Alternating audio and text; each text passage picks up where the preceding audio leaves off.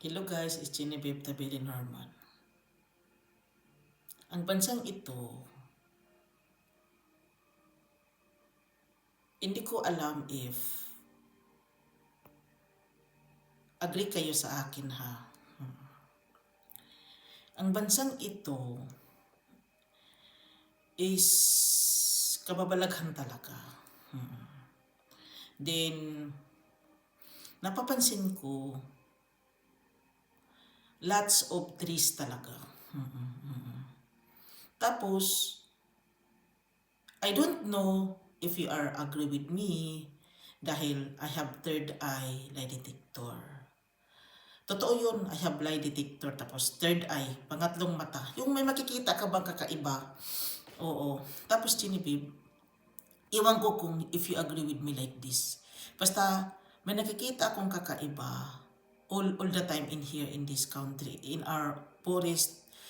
Tapos, napapansin ko na itong mga background ko sa lugar lang namin, hindi yung sa iba kasi paiba-iba naman yung ano natin mga background. Yung sa amin na lang, 3 kasi yung bahay namin. Sometimes, kulang na lang maging ano ako, pintor. Ganito ba guys? Ganyan. Ganyan. Oo, pintor. Kulang na lang pasukin ko ang kulang na lang pasukin ko ang ano ba ito? Talent na ito. Ganyan, oo. Kasi, napapansin ko, hindi ko naman sinasadya na ganun talaga maramdaman ko, makikita ko. Tapos, ito na nga, nagnarit ako sa inyo of what the emotion, sa lahat-lahat na nakikita ko. Parang, dito pala sa bansa nila, bagay sa bansang ito yung pintor ka guys. Yung kagaya niyan, oo. Ano kasi yan magkuha ka kasi ng inspired. You are inspired.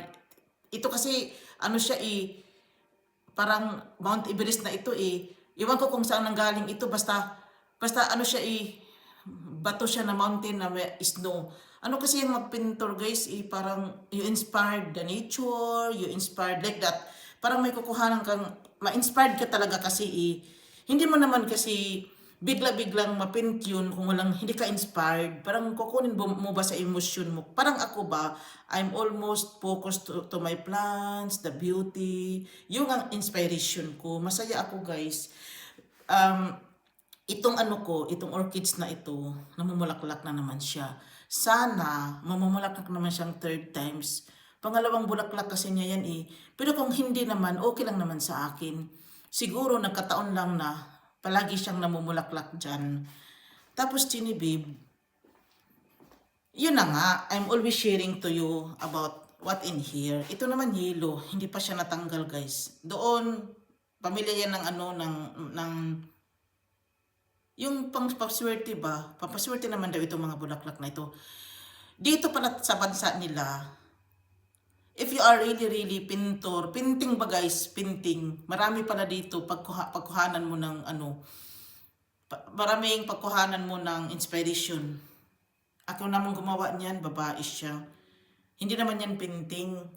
Cross stitch naman siya, pero may sense siya, no? Babae siya, oo. Sa kapatid ko yan na babae, galing sa kanya.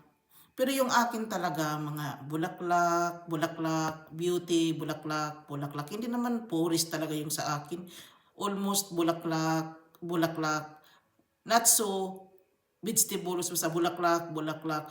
I inspiring the beauty of flowers. Sa akin talaga guys. Pansinin nyo na lang.